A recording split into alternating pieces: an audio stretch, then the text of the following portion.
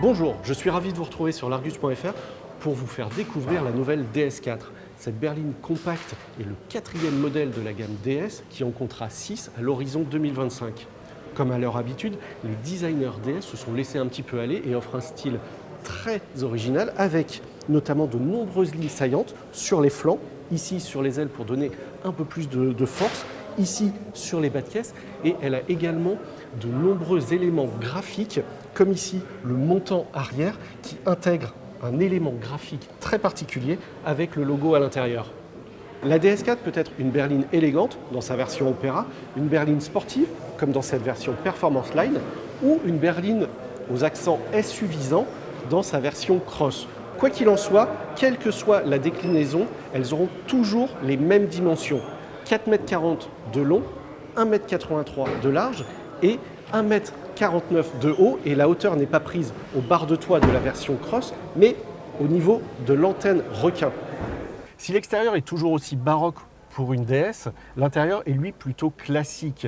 Les designers ont opté pour une ergonomie plus intuitive en intégrant directement dans le tableau de bord l'écran tactile de 10 pouces du système d'infodivertissement. Ça offre un tableau de bord beaucoup plus élégant, beaucoup plus sobre. Juste en dessous, vous avez les raccourcis directement accessibles, des raccourcis physiques pour la climatisation.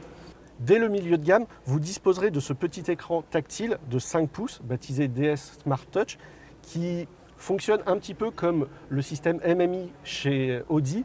Vous commanderez directement le système d'infodivertissement depuis cette dalle sans aller vous avancer vers l'écran tactile. Le conducteur dispose de compteurs numériques avec une dalle de 7 pouces. Si c'est un petit peu petit pour vous, vous pouvez agrémenter ce système avec un affichage tête haute. Au niveau de la finition, ici nous sommes dans une version Performance Line avec de l'Alcantara, donc une version un petit peu sportive. En revanche, au niveau des matériaux moussés, toutes les zones de contact sont véritablement renforcées. Vous avez des zones moussées ici pour la poignée de porte ou ici pour les genoux. En revanche, on aurait aimé un petit peu plus de mousse. On est quand même dans une DS, c'est du haut de gamme. En libérant la console de son imposant levier de vitesse, DS propose de nombreux rangements. Vous en avez un ici, vous en avez un ici pour mettre votre smartphone et dans la coudoir, alors ici nous avons une version PHEV, donc il est un petit peu plus petit, mais sur certaines versions, vous pourrez disposer de votre smartphone ici et le raccorder directement à l'intérieur. C'est plutôt astucieux. À l'arrière, DS prend soin de ses passagers. D'abord visuellement, en habillant le dos des sièges avant de la teinte de la sellerie, c'est plutôt valorisant. Ensuite, en adoptant sur les contreportes arrière les mêmes matériaux que sur les contreportes avant. Donc là, on a du cuir, on a de l'Alcantara, c'est très valorisant. On ne se dit pas qu'on n'a pas envie de monter à l'arrière.